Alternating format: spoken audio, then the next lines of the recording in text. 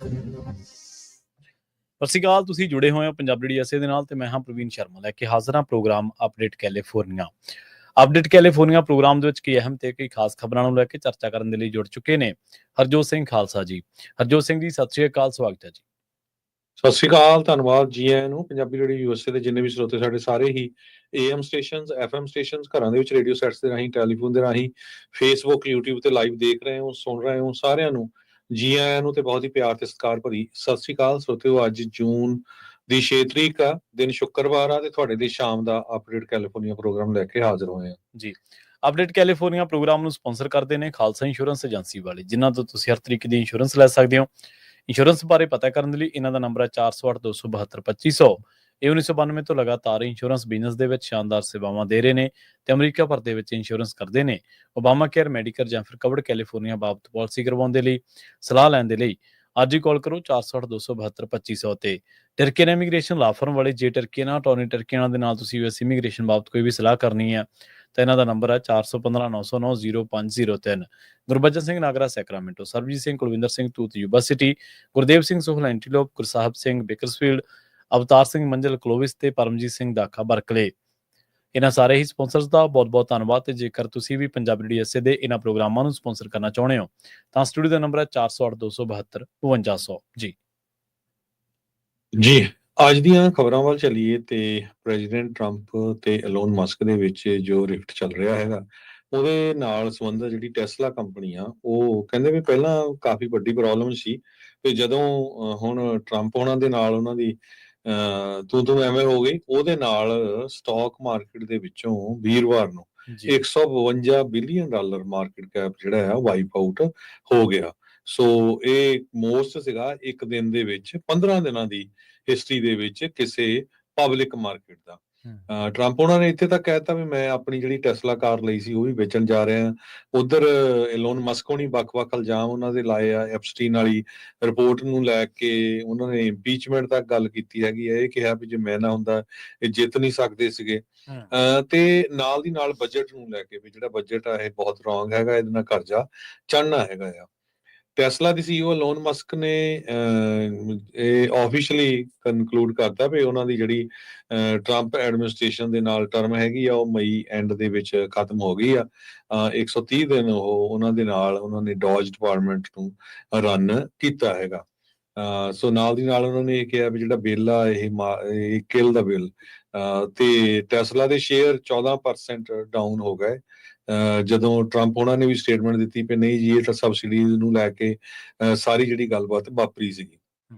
ਸੋ ਹਜੇ ਤੱਕ ਕੋਈ ਆਪਸ ਦੇ ਵਿੱਚ ਇਹਨਾਂ ਦਾ ਸਮਝੌਤਾ ਨਹੀਂ ਹੋਇਆ, ਪਰ ਓਵਰਆਲ ਜੇ ਦੇਖਿਆ ਜਾਵੇ ਤੇ ਦੋਨਾਂ ਦੇ ਵਿੱਚ ਜਿਹੜੀ ਆ ਸੋਸ਼ਲ ਮੀਡੀਆ ਦੇ ਉੱਤੇ ਜੰਗ ਕਾਫੀ ਚੱਲ ਰਹੀ ਆ ਤੇ ਟੈਸਲਾ ਦੇ CEO ਨੂੰ ਕਾਫੀ ਜ਼ਿਆਦਾ ਘਾਟਾ ਪਿਆ ਹੈਗਾ। ਜੀ ਬਿਲਕੁਲ। ਅਗਲੀ ਜਿਹੜੀ ਵੱਡੀ ਖਬਰ ਆ ਉਹ ਡੋਨਲਡ ਟਰੰਪ ਤੇ ਅਮਰੀਕੀ ਜਿਹੜੀ ਸੁਪਰੀਮ ਕੋਰਟ ਆ ਉਹਦੇ ਨਾਲ ਜੁੜੀ ਹੋਈ ਆ, ਅਮਰੀਕੀ ਕੋਰਟ ਨਾਲ ਜੁੜੀ ਹੋਈ ਆ। ਇੱਕ ਫੈਡਰਲ ਜੱਜ ਨੇ ਰਾਸ਼ਟਰਪਤੀ ਡੋਨਲਡ ਟਰੰਪ ਦੇ ਉਸ ਐਲਾਨ ਦੇ ਉੱਤੇ ਰੋਕ ਲਾ ਦਿੱਤੀ ਹੈ ਜਿਸ ਦੇ ਵਿੱਚ ਵਿਦੇਸ਼ੀ ਵਿਦਿਆਰਥੀਆਂ ਨੂੰ ਜਿਹੜਾ ਹਾਰਵਰਡ ਯੂਨੀਵਰਸਿਟੀ ਦੇ ਵਿੱਚ ਜਾਣ ਦੇ ਲਈ ਅਮਰੀਕਾ ਦੇ ਵਿੱਚ ਦਾਖਲ ਹੋਣ ਤੇ ਜਿਹੜੀ ਪਾਬੰਦੀ ਉਹ ਲਾਈ ਗਈ ਸੀ। ਆਈਵੀ ਲੀਗ ਜਿਹੜੀ ਹਾਰਵਰਡ ਯੂਨੀ ਸਮੇਤ ਅਮਰੀਕਾ ਦੇ 8 ਪ੍ਰਸਿੱਧ ਜਿਹੜੇ ਨਿੱਜੀ ਵਿਦਿਅਕ ਸਥਾਨ ਉਹਨਾਂ ਦਾ ਸਮੂਹ ਹੈ, ਟਰੰਪ ਨੇ ਇੱਕ ਜਾਰੀ ਐਗਜ਼ੀਕਿਊਟਿਵ ਕੀਤਾ ਸੀਗਾ ਜਿਹਦੇ ਵਿੱਚ ਉਹਨਾਂ ਨੇ ਕਿਹਾ ਸੀਗਾ ਵੀ ਹਾਰਵਰਡ ਨੂੰ ਜਿਹੜੀ ਕੈਮਰੇ ਸਥਿਤ ਆਪਣੇ ਕੈਂਪਸ ਦੇ ਵਿੱਚ ਵਿਦੇਸ਼ੀ ਵਿਦਿਆਰਥੀਆਂ ਨੂੰ ਦਾਖਲਾ ਦੇਣ ਦੀ ਜਿਹੜੀ ਇਜਾਜ਼ਤ ਦੇਣਾ ਉਹ ਕੌਮੀ ਸੁਰੱਖਿਆ ਦੇ ਲਈ ਖਤਰਾ ਹੋਊਗਾ। ਉਸ ਤੋਂ ਬਾਅਦ ਹਾਰਵਰਡ ਨੇ ਕਾਨੂੰਨੀ ਚੁਣੌਤੀ ਦਾਇਰ ਕਰਦਿਆਂ ਜਿਹੜਾ ਕੋਰਟ ਤੱਕ ਜਿਹੜੀ ਆ ਉਹ ਪਹੁੰਚ ਕੀਤੀ ਸੀਗੀ ਤੇ ਉਸ ਤੋਂ ਬਾਅਦ ਟਰੰਪ ਦੇ ਹੁਕਮ ਨੂੰ ਰੋਕਣ ਦੀ ਮੰਗ ਕੀਤੀ ਸੀ। ਇਸ ਦੇ ਵਿੱਚ ਹਾਰਵਰਡ ਵੱਲੋਂ ਵਾਈਟ ਹਾਊਸ ਦੀਆਂ ਮੰਗਾਂ ਨੂੰ ਰੱਦ ਕਰਨ ਦੇ ਲਈ ਗੈਰ ਕਾਨੂੰਨੀ ਬਦਲਾ ਲੈਣ ਦਾ ਜਿਹੜਾ ਦੋਸ਼ ਉਹ ਲਾਇਆ ਗਿਆ ਸੀਗਾ। ਇੱਕ ਮੁਕੱਦਮੇ ਦੇ ਵਿੱਚ ਹਾਰਵਰਡ ਨੇ ਇਹ ਗੱਲ ਕਹੀ ਆ ਵੀ ਰਾਸ਼ਟਰਪਤੀ ਪਿਛਲੇ ਅਦਾਲਤੀ ਹੁਕਮਾਂ ਦੇ ਆਲੇ ਦੁਆਲੇ ਘੁੰਮਣ ਦੀ ਜਿਹੜੀ ਕੋਸ਼ਿਸ਼ ਆ ਉਹ ਕਰ ਰਹੇ ਨੇ। ਸੋ ਲਗਾਤਾਰ ਆਪਾਂ ਦੇਖ ਰਹੇ ਹਾਂ ਕਿ ਅੱਜ ਵੀ ਜਿਹੜਾ ਜੇਕਰ ਤੁਸੀਂ ਟਰੰਪ ਪ੍ਰਸ਼ਾਸਨ ਦੇ ਨਾਲ ਜੁੜੀਆਂ ਖਬਰਾਂ ਦੇ ਨਾਲ ਵਾਹ ਵਾਸਤਾ ਹੋਵੋਗੇ ਤਾਂ ਤੁਹਾਨੂੰ ਪਤਾ ਲੱਗੂਗਾ ਵੀ ਕਿਸ ਤਰੀਕੇ ਦੇ ਨਾਲ ਜਿਹੜਾ ਟਰੰਪ ਪ੍ਰਸ਼ਾਸਨ ਆ ਜੋ ਵੀ ਇਹਨਾਂ ਨੇ ਕਦਮ ਚੁੱਕਿਆ ਹੁਣ ਤੱਕ ਉਸ ਮਾਮਲੇ ਦੇ ਵਿੱਚ ਉਹਨੂੰ ਅਮਲੀ ਜਾਮਾ, ਜੇਕਰ ਉਹਦੇ ਵਿੱਚ ਕੋਈ ਕਾਨੂੰਨੀ ਅੜਿੱਕਾ ਬਣਿਆ ਤਾਂ ਉਹਨੂੰ ਦੂਰ ਕਰਨ ਦੇ ਲਈ ਇਹਨਾਂ ਨੇ ਵੀ ਅਦਾਲਤਾਂ ਦਾ ਜਿਹੜਾ ਰੁੱਖ ਆ ਉਹ ਬਰਾਬਰ ਕੀਤਾ ਹੋਇਆ। ਜਿੱਥੋਂ ਤੱਕ ਐਲਨ ਮਸਕ ਦੀ ਗੱਲ ਆ, ਐਲਨ ਮਸਕ ਨਾ ਸਿਰਫ ਅਮਰੀਕਾ ਦੇ ਵਿੱਚ ਸਗੋਂ ਉਹਦੇ ਉੱਤੇ ਦੁਨੀਆ ਦੇ ਵਿੱਚ ਯੂਰਪੀਅਨ ਮੁਲਕਾਂ ਦੇ ਵਿੱਚ ਕਈ ਥਾਵਾਂ ਦੇ ਉੱਤੇ ਚੋਣਾਂ ਨੂੰ ਪ੍ਰਭਾਵਿਤ ਕਰਨ ਤੱਕ ਦੇ ਦੋਸ਼ ਲੱਗੇ ਨੇ। ਠੀਕ ਆ, ਤਾਂ ਕੋਈ ਬੰਦਾ ਕਾਰੋਬਾਰੀ ਆ, ਉਹ ਆਪਣੇ ਕਾਰੋਬਾਰ ਤੱਕ ਸੀਮਿਤ ਰਵੇ, ਜਿੰਨਾ ਮਰਜ਼ੀ ਕਾਰੋਬਾਰ ਵਧਾ ਲੇ, ਦੁਨੀਆ ਨੂੰ ਇਹਦੇ ਨਾਲ ਕੋਈ ਗਿਲਾ ਸ਼ਿਕਵਾ ਨਹੀਂ ਹੈ। ਪਰ ਜਦੋਂ ਕੋਈ ਕਾਰੋਬਾਰੀ ਕਿਸੇ ਦੇਸ਼ ਦੇ ਵਿੱਚ ਇੱਕ ਇਸ ਤਰ੍ਹਾਂ ਦੇ ਨਾਲ ਫੈਸਲੇ ਪ੍ਰਭਾਵਿਤ ਕਰਦਾ ਹੈ, ਜਾਂ ਕੰਸਟੀਟਿਊਸ਼ਨਲ ਵੈਲਿਊਜ਼ ਦੇ ਨਾਲ ਛੇੜਛਾੜ ਕਰਦਾ ਹੈ, ਜਾਂ ਉੱਥੋਂ ਦੇ ਲੋਕਾਂ ਦਾ ਓਪੀਨੀਅਨ ਬਦਲਣ ਦੀ ਗੱਲ ਕਰਦਾ, ਤਾਂ ਫਿਰ ਇਹ ਆਟੋਮੈਟਿਕ ਹੀ ਹੈ ਵੀ ਉਹਦਾ ਜਿਹੜਾ ਵਿਰੋਧ ਆ ਉਹ ਹੋਣਾ ਲਾਜ਼ਮੀ ਆ। ਉਹ ਲੋਕ ਜਿਹੜੇ ਐਲਨ ਮਸਕ ਤੇ ਟਰੰਪ ਦੀ ਜੋੜੀ ਨੂੰ ਬਹੁਤ ਵਧੀਆ ਜੋੜੀ ਜਿਹੜੀ ਕਰਾਰ ਦਿੰਦੇ ਸੀਗੇ, ਅੱਜ ਉਹ ਬੇਸ਼ੱਕ ਉਹਨਾਂ ਦੇ ਟਰੰਪ ਦੇ ਨਾਲ ਵਖਰੇਵੇਂ ਹੋਣ, ਪਰ ਉਹ ਫਿਰ ਵੀ ਮਸਕ ਦੇ ਨਾਲ ਨਹੀਂ ਖੜਦੇ। ਉਹਨਾਂ ਨੂੰ ਲੱਗਦਾ ਵੀ ਜੇਕਰ ਆਪਾਂ ਮਸਕ ਨਾਲ ਖੜ ਗਏ ਤਾਂ ਅਮਰੀਕੀ ਰਾਸ਼ਟਰਪਤੀ ਦਾ ਜਿਹੜਾ ਇੱਕ ਅਹੁਦਾ, ਉਹਦੀ ਜਿਹੜੀ ਸ਼ਾਨ ਆ ਉਹ ਜ਼ਰੂਰ ਪ੍ਰਭਾਵਿਤ ਹੋਊਗੀ। ਹਾਲਾਂਕਿ ਆਪਾਂ ਦੇਖਿਆ ਹੀ ਆ ਵੀ ਲੋਕਾਂ ਦਾ ਅਮਰੀਕਨ ਕੰਸਟੀਟਿਊਸ਼ਨ ਦੇ ਵਿੱਚ ਜਿਹੜਾ ਟਰਸਟ ਆ, ਜਿਹੜਾ ਬਿਲੀਵ ਆ, ਉਹ ਬਹੁਤ ਜ਼ਿਆਦਾ ਵੱਡਾ। ਤੁਸੀਂ ਦੇਖੋ ਵੀ ਅੱਜ ਮੋਦੀ ਸਾਹਿਬ ਨੂੰ ਕਿੰਨਾ ਚਿਰ ਹੋ ਗਿਆ ਕਦੇ ਉਹਨਾਂ ਦਾ ਦੇਸ਼ ਪੱਧਰ ਤੇ ਕੋਈ ਵਿਰੋਧ ਸੁਣਿਆ? ਅਮਰੀਕਨ ਲੋਕ ਨੇ ਜਿਨ੍ਹਾਂ ਨੇ ਪਿਛਲੇ 4 ਮਹੀਨਿਆਂ ਦੇ ਵਿੱਚ ਹੀ ਟਰੰਪ ਦੇ ਵਿਰੁੱਧ 2 ਵੱਡੇ ਮੁਜ਼ਾਹਰੇ ਕੀਤੇ ਨੇ। ਸੋ ਇਹ ਡੈਮੋਕ੍ਰੇਸੀ ਰੌਲਾ ਜਿੰਨਾ ਮਰਜ਼ੀ ਪਾ ਲਓ, ਪਰ ਡੈਮੋਕ੍ਰੇਸੀ ਵਰਗਾ ਜਿਹੜਾ ਵਿਵਹਾਰ ਆ, ਜਿਹੜਾ ਵਰਤਾਰਾ, ਉਹ ਤੁਹਾਨੂੰ ਕੁਛ ਕੁ ਘਟਨਾਵਾਂ ਤੋਂ ਪਤਾ ਲੱਗਦਾ ਵੀ ਡੈਮੋਕ੍ਰੇਸੀ ਹੈਗੀ ਵੀ ਆ ਜਾਂ ਸਿਰਫ ਨਾਂ ਦੀ ਹੋਈ ਆ। ਜੀ ਜੀ, ਡੋਜ ਡਿਪਾਰਟਮੈਂਟ ਹੁਣ ਸੋਸ਼ਲ ਸਿਕਿਉਰਿਟੀ ਦੇ ਰੈਕੋਰਡਸ, ਜੋ ਸੈਂਸਿਟਿਵ ਰੈਕੋਰਡਸ ਆ, ਉਹਨਾਂ ਨੂੰ ਐਕਸੈਸ ਕਰ ਸਕਦੀ ਆ। ਇਹ ਅੱਜ ਸੁਪਰੀਮ ਕੋਰਟ ਨੇ ਰੂਲ ਕੀਤਾ ਹੈਗਾ।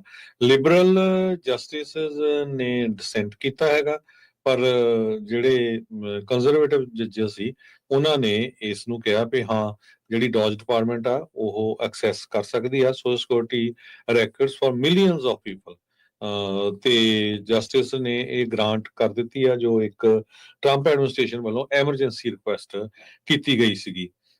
ਸੋ ਇਸ ਡਾਟੇ ਨੂੰ ਲੈ ਕੇ ਪਤਾ ਹੀ ਆ ਵੀ ਡੋਜ ਵਾਲੇ ਕਹਿੰਦੇ ਸੀ ਅਸੀਂ IRS ਦਾ ਡਾਟਾ, ਮੈਡੀਕੇਅਰ, ਮੈਡੀਕੈਲ ਦਾ ਫ੍ਰੀ ਜਾਂ ਫੂਡ ਸਟੈਂਪਾਂ ਜਾਂ ਕਿਸੇ ਤਰ੍ਹਾਂ ਦਾ ਵੀ ਕੋਈ ਬੈਨੀਫਿਟ ਲੈਂਦਾ, ਉਹ ਸਾਰਾ ਕੁਝ ਦੇਖਣਾ ਹੈ, ਕੋਈ ਲੀਗਲ ਆ, ਇਲੀਗਲ ਆ, ਕੌਣ ਹੈਗਾ ਆ। ਸੋ 3 ਲਿਬਰਲ ਜਸਟਿਸਸ ਨੇ ਡਿਸੈਂਟ ਕੀਤਾ। 10 ਪੇਜ ਦਾ ਇਹ ਡਿਸੈਂਟ ਸੀਗਾ।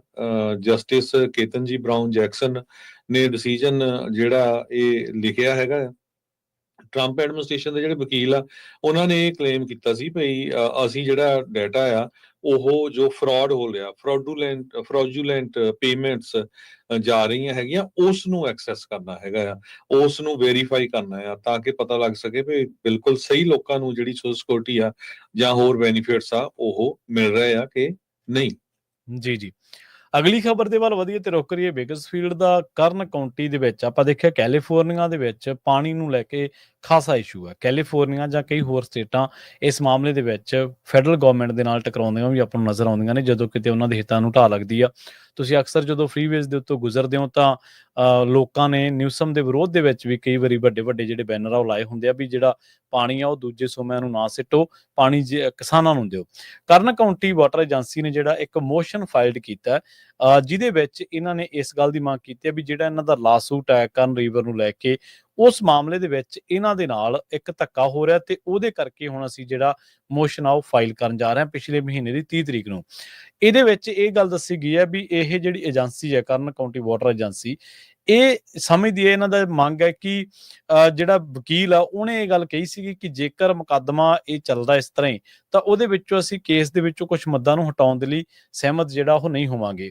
ਅਸਲ ਦੇ ਵਿੱਚ ਜਦੋਂ ਪੂਰੇ ਮਾਮਲੇ ਦੀ ਘੋਖ ਪੜਤਾਲ ਕੀਤੀ ਤਾਂ ਪਤਾ ਲੱਗਿਆ ਵੀ ਕੁਝ ਕੁ ਜਿਹੜੀਆਂ ਮੱਦਾਂ ਸੀਗੀਆਂ ਇਸ ਕੇਸ ਦੇ ਸੰਬੰਧ ਦੇ ਵਿੱਚ, ਜਿਹੜੇ ਪਾਣੀ ਨਾਲ ਜੁੜੇ ਮਾਮਲੇ ਨੇ ਉਹ ਆਪਾਂ ਪਿਛਲੇ ਦਿਨੀ ਆਪਰੇਟ ਜਿਹੜਾ ਫਾਰਮਿੰਗ ਪ੍ਰੋਗਰਾਮ ਉਹਦੇ ਵਿੱਚ ਵੀ ਵਿਚਾਰਦੇ ਰਹੇ ਹਾਂ।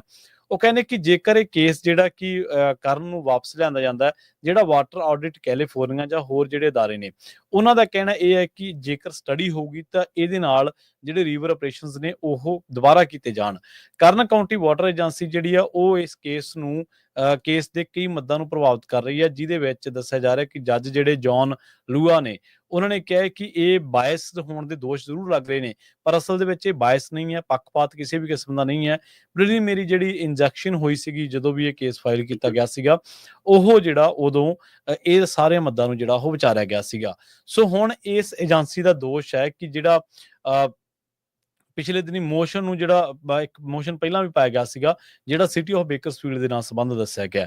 ਸੋ ਹੁਣ ਇਹ ਜਿਹੜਾ ਮਸਲਾ ਕਰਨ ਰਿਵਰ ਦੇ ਲਾਸੂਟ ਦੇ ਨਾਲ ਜੁੜਿਆ ਹੋਇਆ, ਇਹਦੇ ਵਿੱਚ ਜਿਹੜੀ ਕਰਨ ਕਾਉਂਟੀ ਵਾਟਰ ਏਜੰਸੀ ਆ ਉਹਨੇ ਆਪਣੇ ਜਿਹੜੀਆਂ ਚੀਜ਼ਾਂ ਨੇ ਉਹ ਅੱਗੇ ਰੱਖੀਆਂ ਨੇ, ਤੇ ਜਿਹੜੀ ਬੇਕਰਸਫੀਲਡ ਜਿਹੜੀ ਸਿਟੀ ਆ ਉਹਨੇ ਆਪਣੇ ਜਿਹੜੇ ਪੱਖ ਨੇ ਉਹ ਰੱਖੇ ਨੇ। ਕਰਨ ਜਿਹੜੀ ਕਾਉਂਟੀ ਆ, ਜਿਹੜੀ ਵਾਟਰ ਏਜੰਸੀ ਆ, ਉਹਦਾ ਦੋਸ਼ ਹੈ ਵੀ ਇਸ ਮਾਮਲੇ ਦੇ ਵਿੱਚ ਜਿਹੜਾ ਜੱਜ ਆ ਜਾਂ ਜਿਹੜੇ ਜੁਡੀਸ਼ੀਅਰੀ ਦੇ ਲੈਵਲ ਦੇ ਉੱਤੇ ਸਾਡੇ ਨਾਲ ਜਿਹੜਾ ਧੱਕਾ ਉਹ ਹੋ ਰਿਹਾ ਜੀ। ਜੀ, ਅਗਲੀ ਖਬਰ ਜਿਹੜੀ ਆ ਸਿੱਖਾਂ ਦੇ ਨਾਲ ਸੰਬੰਧਿਤ ਆ, ਸਵੇਰੇ ਵੀ ਆਪਾਂ ਤੁਹਾਡੇ ਨਾਲ ਸਾਂਝੀ ਕੀਤੀ ਸੀ ਪਈ। ਅੱਜ ਯੂਐਸ ਦੀ ਕਾਂਗਰਸ ਦੀ ਜਦੋਂ ਸਟਾਰਟਅਪ ਹੋਈ ਆ, ਉਹ ਅਰਦਾਸ ਦੇ ਨਾਲ ਕੀਤੀ ਗਈ ਸੀ ਤੇ ਸਿੱਖ ਅਰਦਾਸ, ਤੇ ਅਰਦਾਸ ਤੋਂ ਬਾਅਦ ਇੱਕ ਯੂਐਸ ਦੀ ਰਿਪਬਲਿਕਨ ਕਾਂਗਰਸ ਵੂਮਨ ਹੈ ਮੈਰੀ ਮਿਲਰ, ਇਲੀਨੋਇਸ ਸਟੇਟ ਦੀ ਹੈਗੀ ਆ। ਉਹਨੇ ਸੋਸ਼ਲ ਮੀਡੀਆ ਤੇ ਇਹ ਪਾਤਾ ਵੀ ਮੈਂ ਬਹੁਤ ਔਖੀ ਆ ਵੀ ਇੱਕ ਮੁਸਲਮਾਨ ਨੇ ਜਿਹੜੀ ਆ ਪ੍ਰੇਅਰ ਕੀਤੀ ਹੈਗੀ ਆ। ਬਾਅਦ ਦੇ ਵਿੱਚ ਉਹਨੂੰ ਕਿਸੇ ਨੇ ਦੱਸਿਆ ਵੀ ਭਾਈ ਇਹ ਤਾਂ ਸਿੱਖਾਂ ਦੀ ਸੀ, ਤੇ ਫਿਰ ਉਸਨੇ ਮੁਸਲਮਾਨ ਦੀ ਜਗ੍ਹਾ ਸਿੱਖ ਲਿਖ ਦਿੱਤਾ, ਤੇ ਬਾਅਦ ਦੇ ਵਿੱਚ ਉਹਦਾ ਹੋਰ ਵਿਰੋਧ ਹੋਇਆ ਵੀ ਇਹ ਕਿੱਦਾਂ ਤੁਸੀਂ ਇਹ ਲਿਖ ਸਕਦੇ ਆ। ਕਹਿੰਦੀ ਜੀ ਇਹ ਕ੍ਰਿਸਚੀਅਨ ਮੁਲਕ ਹੈਗਾ, ਇਹਦੇ ਚ ਹੋਰ ਕਿਸੇ ਧਰਮ ਦੀ ਅਰਦਾਸ ਨਹੀਂ ਹੋ ਸਕਦੀ ਕਾਂਗਰਸ, ਜਦ ਕਿ ਜਿਹੜਾ ਯੂਐਸ ਦਾ ਕਨਸਟੀਟਿਊਸ਼ਨ ਕਹਿੰਦਾ ਹੈਗਾ ਵੀ ਹਰ ਇੱਕ ਧਰਮ ਵਾਲਾ ਬੰਦਾ ਜਿਹੜਾ ਅਲਾਉਡ ਹੈਗਾ। ਸੋ ਉਸ ਤੋਂ ਬਾਅਦ ਉਸਨੇ ਜਿਹੜੀ ਪੋਸਟ ਡਿਲੀਟ ਕਰ ਦਿੱਤੀ, ਤੇ ਇਹ ਦੋਨਾਂ ਹੀ ਜਿਹੜੇ ਪਾਰਟੀਆਂ ਦੇ ਕਾਂਗਰਸਮੈਨ ਸੀ ਜਾਂ ਕਾਂਗਰਸ ਵੂਮਨ, ਉਹਨਾਂ ਵੱਲੋਂ ਇਹ ਰਲ ਕੇ ਜਿਹੜਾ ਪ੍ਰੋਗਰਾਮ ਕੀਤਾ ਗਿਆ ਸੀਗਾ। ਆਪਾਂ ਸਵੇਰੇ ਤੁਹਾਡੇ ਨਾਲ ਰਾਜਕਨਵੀਰ ਸਿੰਘ ਉਹਨਾਂ ਨਾਲ ਗੱਲਬਾਤ ਕੀਤੀ ਸੀ ਜਦੋਂ ਵਾਸ਼ਿੰਗਟਨ ਡੀਸੀ ਪਹੁੰਚੇ ਹੋਏ ਹੈਗੇ ਆ। ਸੋ ਇਹਨੂੰ ਲੈ ਕੇ ਜੋ ਹੁਣ ਰਿਪਰੈਜ਼ੈਂਟੇਟਿਵ ਨਿਕਲ ਲੋਟਾ ਆ ਨਿਊਯਾਰਕ ਦੇ, ਉਹਨਾਂ ਨੇ ਲਿਖਿਆ ਵੀ ਪਹਿਲਾਂ ਸਿੱਖ ਪ੍ਰੇਅਰ ਹੋਈ, ਉਹ ਤੋਂ ਬਾਅਦ ਕ੍ਰਿਸਚੀਅਨ ਪ੍ਰੇਅਰ ਹੋਈ, ਉਹ ਤੋਂ ਬਾਅਦ ਜਿਊਸ ਪ੍ਰੇਅਰ ਹੋਈ ਹੈਗੀ ਆ, ਤੇ ਇਹ ਕੋਈ ਵਾਇਲੇਟ ਨਹੀਂ ਕਰ ਰਹੀ ਕਨਸਟੀਟਿਊਸ਼ਨ ਨੂੰ, ਨਾ ਹੀ ਮੇਰੇ ਕੈਥੋਲਿਕ ਧਰਮ ਨੂੰ ਜਿਹੜਾ ਇਹ ਕਿਸੇ ਤਰ੍ਹਾਂ ਦਾ ਖਤਰਾ ਪਾ ਰਹੀ ਹੈਗੀ ਆ। ਹਾਊਸ ਡੈਮੋਕ੍ਰੈਟਿਕ ਲੀਡਰ ਹਕੀਮ ਜੈਫਰੀਜ਼ ਨੇ ਐਕਸ ਦੇ ਉੱਤੇ ਲਿਖਿਆ ਵੀ ਇਹ ਬਹੁਤ ਟਰਬਲਿੰਗ ਹੈਗਾ ਵੀ ਇਗਨੋਰੈਂਟ ਤੇ ਹੇਟਫੁਲ ਐਕਸਟ੍ਰੀਮਿਸਟ ਜਿਹੜੇ ਆ ਵਿਊ ਇੱਕ ਯੂਐਸ ਦੇ ਕਾਂਗਰਸ ਵਿਮਨ ਦੇ ਹੈਗੇ ਆ।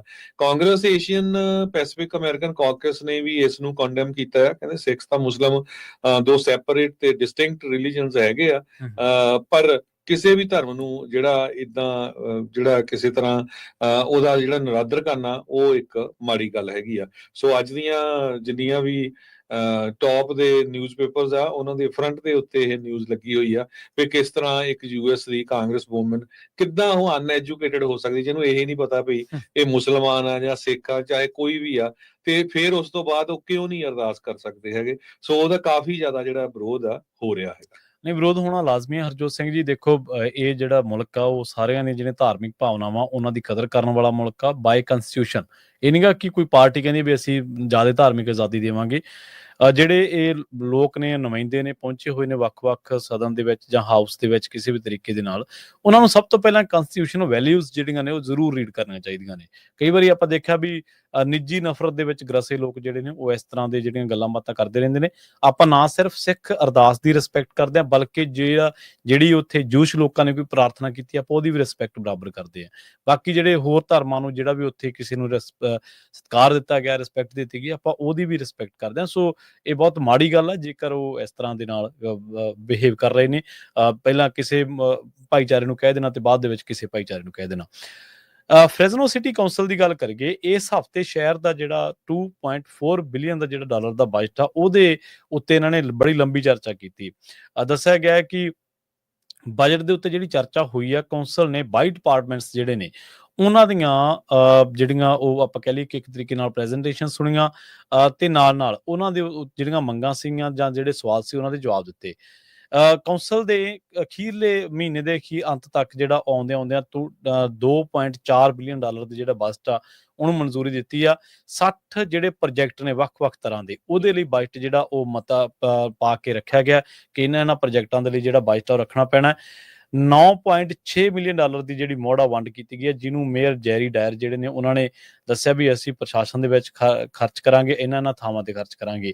ਇਹਦੇ ਨਾਲ ਜਿਹੜੀ ਇੱਕ ਹੋਰ ਗੱਲ ਨਿਕਲ ਕੇ ਆਈ ਆ, ਫ੍ਰੈਜ਼ਨੋ ਦੇ ਵਿੱਚ ਡਾਊਨਟਾਊਨ ਜਿਹੜੀ ਪਾਰਕਿੰਗ ਆ ਉਹਦੇ ਵਿੱਚ ਜਿਹੜੇ ਟੈਕਸ ਪੇਅਰਸ ਨੇ ਉਹ ਐਕਸਟਰਾ 4 ਮਿਲੀਅਨ ਸਾਲਾਨਾ ਜਿਹੜਾ ਉਹ ਆਪਣਾ ਐਡ ਕਰ ਜਾਂਦੇ ਨੇ। ਮਤਲਬ ਉਹਨਾਂ ਨੂੰ ਇਹ ਪੇ ਕਰਨਾ ਪੈਂਦਾ, ਜਾਂ ਜਿੰਨੀਆਂ ਵੀ ਸਿਟੀ ਦੇ ਨਾਲ ਸੰਬੰਧ ਜਿਹੜੀਆਂ ਪਾਰਕਿੰਗਸ ਨੇ।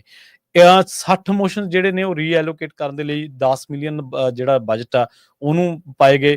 ਕਾਉਂਸਲ ਮੈਂਬਰ ਜਿਹੜੇ ਨੇ ਉਹਨਾਂ ਨੇ ਡਿਬੇਟ ਕੀਤੀ ਜਿਹੜਾ ਕੰਟਰੋਵਰਸ਼ੀਅਲ ਇਸ਼ੂ ਆ ਸੈਲਰੀ ਨੂੰ ਲੈ ਕੇ, ਜਾਂ ਰਿਟਾਇਰਮੈਂਟ ਐਡਮਿਨਿਸਟ੍ਰੇਟਰ ਨੂੰ ਲੈ ਕੇ, ਜਾਂ ਪਾਰਕਿੰਗ ਡਿਪਾਰਟਮੈਂਟ ਦਾ ਜਿਹੜਾ ਡੈਫੀਸਿਟ ਆ ਉਹਨੂੰ ਲੈ ਕੇ। ਫ੍ਰੈਜ਼ਨੋ ਫਾਇਰ ਜਿਹੜੀ ਆ ਉਹਨੇ ਪਤਾ ਲੱਗਿਆ ਵੀ ਉਹ 39% ਜਿਹੜਾ ਇਨਕਰੀਜ਼ ਕੀਤਾ। ਉਹ ਦੱਸਿਆ ਫ੍ਰੀਵੇਜ਼ ਜਿਹੜੇ ਫਾਇਰ ਲੱਗੀਆਂ ਨੇ ਜਾਂ ਹੋਰ ਮਾਮਲਿਆਂ ਦੇ ਵਿੱਚ। ਜਿਹੜੇ ਵੱਖ-ਵੱਖ 22 ਡਿਪਾਰਟਮੈਂਟਸ ਨੇ। ਇਸ ਮੀਟਿੰਗ ਦੇ ਬਾਬਤ ਇਹ ਵੀ ਨਿਕਲ ਕੇ ਆ ਰਿਹਾ ਵੀ ਜੈਰੀ ਡਾਇਰ ਦਾ ਜਿਹੜਾ ਇਹ ਅਮਲਾ ਫਾਲਾ ਹੈ ਜਾਂ ਉਹਨਾਂ ਦੇ ਜਿਹੜੀ ਨਾਲ ਕੰਮ ਕਰਨ ਵਾਲੇ ਲੋਕ ਨੇ, ਕਈ ਡਿਪਾਰਟਮੈਂਟਸ ਦੇ ਇਹੋ ਜਿਹੇ ਸਵਾਲ ਸਨ ਜਿਨ੍ਹਾਂ ਦੇ ਵਿੱਚ ਉਹਨਾਂ ਨੂੰ ਸਵਾਲਾਂ ਦੇ ਜਵਾਬ ਦੇਣੇ ਔਖੇ ਹੋ ਗਏ। ਖਾਸ ਕਰਕੇ ਜਿਹੜਾ ਇੱਕ ਪ੍ਰੋਗਰਾਮ ਸੀਗਾ ਥਰਡ ਪਾਰਟੀ ਕੰਪਨੀ ਏਸੀ ਜਿਹੜਾ ਐਕਸਪਾਇਰ ਸੀਗਾ ਨੈਕਸਟ ਜਨਵਰੀ ਦੇ ਵਿੱਚ ਹੋਣ ਵਾਲਾ, ਉਹਦੇ ਨਾਲ ਜੁੜਿਆ ਜਿਹੜਾ ਉਹਦੀ ਸੇਵਿੰਗ ਦੇ ਨਾਲ ਜੁੜਿਆ ਕੋਈ $5 ਲੱਖ ਦਾ ਸਵਾਲ ਸੀਗਾ ਉਸ ਮਾਮਲੇ ਦੇ ਵਿੱਚ। ਪਾਰਕਿੰਗ ਜਿਹੜੀ ਆ ਉਹ ਕਹਿੰਦੇ ਕਿ ਇੱਕ ਬਹੁਤ ਵੱਡੀ ਆ ਇੱਕ ਇਸ ਟਾਈਮ ਫੈਸਿਲਿਟੀ ਜਿਹੜੀ ਸਿਟੀ ਪ੍ਰੋਵਾਈਡ ਕਰਦੀ ਆ, ਪਰ ਉਹ ਕਹਿੰਦੇ ਕਿ ਨਾਲ ਇਹ ਕੋਈ ਜ਼ਰੂਰੀ ਨਹੀਂਗਾ ਵੀ ਇਹਨੂੰ ਸਬਸਿਡਾਈਜ਼ ਕਰ ਦਈਏ ਜਾਂ ਹੋਰ ਕਰ ਦਈਏ, ਕੋਈ ਰਾਹਤ ਵਾਲੀ ਗੱਲ ਉਹਨਾਂ ਨੇ ਨਹੀਂ ਕੀਤੀ। ਸਿਟੀ ਜਿਹੜੀ ਆ ਉਹਨੇ ਆਪਰੇਸ਼ਨ ਡਾਊਨਟਾਊਨ ਪਾਰਕਿੰਗ ਦੇ ਨਾਲ ਸੰਬੰਧਿਤ ਜਾਂ ਹੋਰ ਜਿਹੜੀ ਰੀਅਲ ਡੈਫੀਸਿਟ ਆ ਉਹ 1 ਮਿਲੀਅਨ ਦੱਸਿਆ ਗਿਆ। ਆਪਰੇਟਿੰਗ ਪਾਰਕਿੰਗ ਦਾ ਜਿਹੜਾ ਹੈਗਾ ਉਹ ਵੀ ਉਵੇਂ ਤਰ੍ਹਾਂ ਜਾਰੀ ਰਹੂਗਾ। ਇਹਦੇ ਨਾਲ ਜਿਹੜੇ ਜੈਰੀ ਡਾਇਰ ਨੇ ਜਾਂ ਹੋਰ ਜਿਹੜੇ ਸਿਟੀ ਦੇ ਪਲਾਨ ਨੇ ਉਹਦੇ ਵਿੱਚ ਕਈ ਸਟਾਫਰ ਜਿਹੜੇ ਨੇ ਉਹ ਐਡ ਕਰਨ ਦੀ ਗੱਲ ਕੀਤੀ ਗਈ ਹੈ ਇਸ ਟਾਈਮ 32 ਥਾਵਾਂ ਦੇ ਉੱਤੇ ਹੋਰ। ਜਿਹੜੇ ਇੱਕ ਇਹ ਵੀ ਜਿਹੜਾ ਮੁੱਦਾ ਉਹ ਪ੍ਰਮੁੱਖਤਾ ਦੇ ਨਾਲ ਉਠਾਇਆ ਗਿਆ ਕਿ ਚੱਕਿਆ ਗਿਆ, ਬਲਕਿ ਆਪਾਂ ਕਵਾਂਗੇ ਕਿ ਜਿਹੜੀਆਂ ਫ੍ਰੈਜ਼ਨੋ ਦੇ ਵਿੱਚ ਜਿਹੜੀਆਂ ਥਾਵਾਂ ਘਟਦੀਆਂ ਜਾ ਰਹੀਆਂ ਨੇ, ਖਾਸ ਕਰਕੇ ਹੋਮਲੈਸਨੈਸ ਦੇ ਕਰਕੇ ਜਾਂ ਹੋਰ ਥਾਵਾਂ ਦੇ ਉੱਤੇ ਕ੍ਰਾਈਮ ਦੇ ਉੱਤੇ, ਤਾਂ ਲੋਕਾਂ ਦਾ ਕਹਿਣਾ ਇਹ ਸੀਗਾ ਵੀ ਤੁਸੀਂ ਹੋਰ ਜਿਹੜੀਆਂ ਚੀਜ਼ਾਂ ਦੇ ਉੱਤੇ ਸਾਨੂੰ ਦੱਸ ਰਹੇ ਹੋ ਉਹ ਠੀਕ ਆ, ਪਰ ਕ੍ਰਾਈਮ ਦੇ ਉੱਤੇ ਵੀ ਜਿਹੜੀ ਇਸ ਟਾਈਮ ਜਿਹੜੇ ਕਾਬੂ ਪਾਉਣਾ ਉਹ ਤੁਹਾਡੀ ਪ੍ਰਮੁੱਖਤਾ ਹੋਣੀ ਚਾਹੀਦੀ ਆ। ਇੱਥੇ ਇਹ ਵੀ ਵਿਚਾਰਿਆ ਗਿਆ ਕਿ ਆਉਣ ਵਾਲੇ ਟਾਈਮ ਦੇ ਵਿੱਚ ਫ੍ਰੈਜ਼ਨੋ ਇੱਕ ਉਹ ਸ਼ਹਿਰ ਬਣਦਾ ਜਾ ਰਿਹਾ ਜਿਹਦੀ ਇਕਨੋਮੀ ਬੜੀ ਤੇਜ਼ੀ ਦੇ ਨਾਲ ਅੱਗੇ ਵਧਦੀ ਜਾ ਰਹੀ ਹੈ। ਸੋ ਸਿਟੀ ਨੇ ਇਹ ਉਮੀਦ ਪ੍ਰਗਟਾਈ ਹੈ ਵੀ ਆਉਣ ਵਾਲੇ ਟਾਈਮ ਦੇ ਵਿੱਚ ਟੈਕਸਸ ਤੋਂ ਜਿਹੜੀ ਮਨੀ ਕਲੈਕਟ ਹੁੰਦੀ ਹੈ ਉਹਦੇ ਵਿੱਚ ਵਾਧਾ ਹੋਊਗਾ। ਪ੍ਰੈਜ਼ੀਡੈਂਟ ਡੋਨਾਲਡ ਟਰੰਪ ਉਹਨਾਂ ਨੇ ਕਿਹਾ ਵੀ ਯੂਐਸ ਤੇ ਚਾਈਨਾ ਦੀ ਜਿਹੜੀ ਟ੍ਰੇਡ ਟਾਕ ਆ ਉਹ ਹੁਣ ਲੰਡਨ ਦੇ ਵਿੱਚ ਜੂਨ 9 ਨੂੰ ਹੋਣ ਜਾ ਰਹੀ ਹੈਗੀ ਆ। ਪਿਛਲੇ ਦਿਨਾਂ ਦੇ ਵਿੱਚ ਪ੍ਰੈਜ਼ੀਡੈਂਟ ਡੋਨਾਲਡ ਟਰੰਪ ਉਹਨਾਂ ਨੇ ਚਾਈਨਾ ਦੇ ਪ੍ਰੈਜ਼ੀਡੈਂਟ ਸ਼ੀ ਜਿਨਪਿੰਗ ਨਾਲ ਫੋਨ ਦੇ ਉੱਤੇ ਲਗਭਗ 1.5 ਘੰਟਾ ਗੱਲਬਾਤ ਕੀਤੀ ਸੀ, ਖਾਸ ਕਰਕੇ ਟ੍ਰੇਡਸ ਨੂੰ ਲੈ ਕੇ, ਸਟੂਡੈਂਟ ਵੀਜ਼ਾਸ ਨੂੰ ਲੈ ਕੇ, ਜੋ ਵੱਖ-ਵੱਖ ਜਿਹੜੇ ਇਸ਼ੂ ਹੈਗੇ ਆ। Treasury secretary Scott Bessent, commerce secretary Howard Lutnick ਤੇ ਯੂਐਸ ਦੇ ਟ੍ਰੇਡ ਰਿਪਰੈਜ਼ੈਂਟੇਟਿਵ ਜੇਮੀਸਨ ਗਰੀਰ ਇਹ ਲੰਡਨ ਦੇ ਵਿੱਚ ਪਹੁੰਚ ਰਹੇ ਆ। ਇਸੇ ਤਰ੍ਹਾਂ ਰਿਪਰੈਜ਼ੈਂਟੇਟਿਵ ਆਫ ਚਾਈਨਾ ਜਿਹੜੇ ਆ ਉਹ ਵੀ ਪਹੁੰਚਣਗੇ ਤਾਂ ਕਿ ਟ੍ਰੇਡ ਦੇ ਉੱਤੇ ਕਿਸੇ ਤਰ੍ਹਾਂ ਦੀ ਜਿਹੜੀ ਡੀਲ ਆ ਉਹ ਬਣਾਈ ਜਾ ਸਕੇ। ਚਾਈਨਾ ਦੀ ਐਮਬੈਸੀ ਜੋ ਵਾਸ਼ਿੰਗਟਨ ਦੇ ਵਿੱਚ ਆ ਉਹਨਾਂ ਨੇ ਇਹਦੇ ਬਾਰੇ ਕੋਈ ਡਿਟੇਲ ਨਹੀਂ ਦੱਸੀ ਹੈਗੀ, ਪਰ ਜੋ ਅਗਲੇ ਵੀਕ ਇਹ ਮੀਟਿੰਗ ਹੋਣ ਜਾ ਰਹੀ ਹੈਗੀ ਆ ਇਹ 2 ਮਹੀਨੇ ਤੋਂ ਬਾਅਦ ਆ, ਜਿਸ ਟਾਈਮ ਦੇ ਉੱਤੇ ਪ੍ਰੈਜ਼ੀਡੈਂਟ ਡੋਨਾਲਡ ਟਰੰਪ ਉਹਨਾਂ ਨੇ ਲਿਬਰੇਸ਼ਨ ਡੇ ਟੈਰਿਫ ਕਰਕੇ ਜਿਹੜਾ ਜਾਣਿਆ ਜਾਂਦਾ ਆ 145% ਟੈਕਸ ਜਿਹੜਾ ਚਾਈਨਾ ਦੀਆਂ ਚੀਜ਼ਾਂ ਦੇ ਉੱਤੇ ਲਾ ਦਿੱਤਾ ਸੀ, ਬਾਅਦ ਦੇ ਵਿੱਚ ਉਸਨੂੰ ਘਟਾ ਵੀ ਦਿੱਤਾ ਗਿਆ ਸੀਗਾ। ਸੋ ਸਵਿਟਜ਼ਰਲੈਂਡ ਨੇ ਵੀ ਇਹਦੇ ਵਿੱਚ ਕਾਫੀ ਹਿੱਸਾ ਪਾਇਆ ਇਹ ਟਰੂਸ ਬੰਦ ਕਰਨ ਦੇ ਲਈ। ਸੋ ਕਹਿੰਦੇ ਭਈ ਜਦੋਂ ਕਾਲ ਕੀਤੀ ਸੀ ਟਰੰਪ ਤੇ ਸ਼ੀ ਜਿਨਪਿੰਗ ਨੇ, ਉਹ ਐਗਰੀ ਹੋਏ ਸੀ ਵੀ ਅਸੀਂ ਇੱਕ ਦੂਜੇ ਦੇ ਮੁਲਕ ਦੇ ਨਾਲ ਰਲ ਕੇ ਜਿਹੜੀ ਆ ਗੱਲਬਾਤ ਕਰਾਂਗੇ। ਸੋ ਇਹ ਹੁਣ ਜਿਹੜੀ ਗੱਲਬਾਤ ਆ ਹੋਣ ਜਾ ਰਹੀ ਹੈਗੀ ਆ ਜੀ। ਅਗਲੀ ਖਬਰ ਜਿਹੜੀ ਆ ਉਹ ਉਸ ਪੁਲਿਸ ਅਫਸਰ ਦੇ ਨਾਲ ਜੁੜੀ ਆ, ਪੁਲਿਸ ਚੀਫ ਦੇ ਨਾਲ ਜੁੜੀ ਆ ਜਿਹੜਾ ਜੇਲ੍ਹ ਦੇ ਵਿੱਚ ਭੱਜਣ ਦੇ ਵਿੱਚ ਕਾਮਯਾਬ ਹੋ ਗਿਆ ਸੀ। 30 ਸਾਲਾਂ ਦੀ ਉਹ ਸਜ਼ਾ ਕੱਟ ਰਿਹਾ ਸੀਗਾ। ਅਰਕਨਸਾ ਪੁਲਿਸ ਚੀਫ ਦੱਸਿਆ ਗਿਆ ਕਤਲ ਤੇ ਰੇਪ ਦੇ ਮਾਮਲਿਆਂ ਦੇ ਵਿੱਚ। ਇਹਨੂੰ ਦੁਬਾਰਾ ਜਿਹੜਾ ਫੜ ਲਿਆ ਗਿਆ, ਗ੍ਰੈਂਟ ਹਾਰਡਨੀ ਦਾ ਨਾਮ ਦੱਸਿਆ ਗਿਆ। ਇਹਨੂੰ ਦੱਸਿਆ ਗਿਆ ਕਿ 1.5 ਮਾਈਲਸ ਜਿਹੜਾ western of Northern Arkansas prison ਆ ਉੱਥੇ ਜਿਹੜਾ ਉਹ ਭੱਜਣ ਦੇ ਵਿੱਚ ਕਾਮਯਾਬ ਹੋ ਗਿਆ ਸੀਗਾ। ਹਾਰਡਨ ਜਿਹੜਾ ਉਹਨੂੰ ਕੈਲਿਕੋ ਰੌਕ ਨਾਰਥ ਸੈਂਟਰਲ ਯੂਨਿਟ ਦੇ ਵਿੱਚ ਜਿਹੜਾ ਉਹ ਲਿਜਾਇਆ ਗਿਆ ਤੇ ਦੱਸਿਆ ਗਿਆ ਕਿ ਇਹਨੇ ਭੱਜਣ ਤੋਂ ਬਾਅਦ ਬਹੁਤ ਸਾਰੀਆਂ ਥਾਵਾਂ ਬਦਲੀਆਂ, ਪਰ 2 ਹਫ਼ਤਿਆਂ ਦੇ ਲਗਾਤਾਰ ਇਹਦਾ ਪਿੱਛਾ ਕਰਨ ਤੋਂ ਬਾਅਦ ਜਿਹੜਾ ਇਹਨੂੰ ਫੜ ਲਿਆ ਗਿਆ। ਇਹ ਇੱਕ ਖਤਰਨਾਕ ਜਿਹੜਾ ਪੁਲਿਸ ਮੁਲਾਜ਼ਮ ਆ ਉਹ ਦੱਸਿਆ ਗਿਆ ਕਿ US ਬਾਰਡਰ ਪੈਟਰੋਲ ਨੇ ਵੀ ਇਹਨੂੰ ਲੋਕੇਟ ਕੀਤਾ ਸੀਗਾ। ਮੁਕੇਸਨ ਕ੍ਰੀਕ ਜਿਹੜਾ ਲਿਜ਼ਾਰਡ ਕਾਉਂਟੀ ਦੇ ਇਲਾਕਿਆਂ ਦੇ ਵਿੱਚ ਕੋਈ ਇਲਾਕਾ ਪੈਂਦਾ ਉੱਥੇ। ਸੋ ਉਸ ਤੋਂ ਬਾਅਦ ਅਰਕਨਸਾ ਡਿਪਾਰਟਮੈਂਟ ਆਫ ਕਰੈਕਸ਼ਨਸ ਨੂੰ ਇਹ ਸੌਂਪ ਦਿੱਤਾ ਗਿਆ ਬੰਦਾ। जी बिल्कुल। अगली खबर पर चलिए। लॉस एंजलस टाइम रिपोर्ट कर रही है कि multiple immigration sweeps reported across LA with the 10 stand off downtown. Los Angeles ਦੇ ਵਿੱਚ ਕਾਫੀ ਜਗ੍ਹਾ ਦੇ ਉੱਤੇ ਜਿਹੜੇ ਆਈਸ ਵੱਲੋਂ ਛਾਪੇਮਾਰੀ ਕੀਤੀ ਜਾ ਰਹੀ ਆ ਉਹ ਰਿਪੋਰਟ ਸਾਹਮਣੇ ਆਈ ਹੈਗੀ ਆ। ਵੀਡੀਓਜ਼ ਆ ਰਹੀਆਂ ਕਿਸ ਤਰ੍ਹਾਂ ਵੈਸਟ ਲੇਕ ਦੇ ਵਿੱਚ ਹੋਮ ਡਿਪੋ ਦੀ ਪਾਰਕਿੰਗ ਲੋਟ 'ਚ ਲੋਕ ਰਨ ਕਰ ਰਹੇ ਆ, ਭੱਜ ਰਹੇ ਆ ਵੀ ਫੈਡਰਲ ਏਜੰਟਸ ਆ ਰਹੇ ਆ, ਤੇ ਲੋਕਾਂ ਨੇ ਜਿਹੜੀਆਂ ਵੀਡੀਓ ਵੀ ਰਿਕਾਰਡ ਕੀਤੀਆਂ ਜਿਹਦੇ ਵਿੱਚ ਲੋਕ ਕਾਫੀ ਇਕੱਠੇ ਹੋ ਗਏ ਉੱਥੇ। ਉਹਨਾਂ ਨੇ ਸਪੈਨਿਸ਼ ਦੇ ਵਿੱਚ ਬੋਲਣਾ ਸ਼ੁਰੂ ਕਰ ਦਿੱਤਾ ਵੀ ਇਮੀਗ੍ਰੇਸ਼ਨ ਦੇ ਆਫੀਸ਼ੀਅਲ ਇੱਥੇ ਪਹੁੰਚ ਗਏ ਹੈਗੇ ਆ ਤੇ ਜਿੰਨਾ ਵੀ ਲੁਕ ਸਕਦੇ ਆ ਲੁਕ ਜਾਓ। ਇਸੇ ਤਰ੍ਹਾਂ ਗਾਰਮੈਂਟ ਡਿਸਟ੍ਰਿਕਟ ਦੇ ਜਿਹੜੇ ਬਿਜ਼ਨੈਸਸ ਆ ਉੱਥੇ ਵੀ ਛਾਪੇਮਾਰੀ ਕਰਕੇ ਲੋਕਾਂ ਨੂੰ ਅਰੈਸਟ ਕੀਤਾ ਗਿਆ ਹੈਗਾ।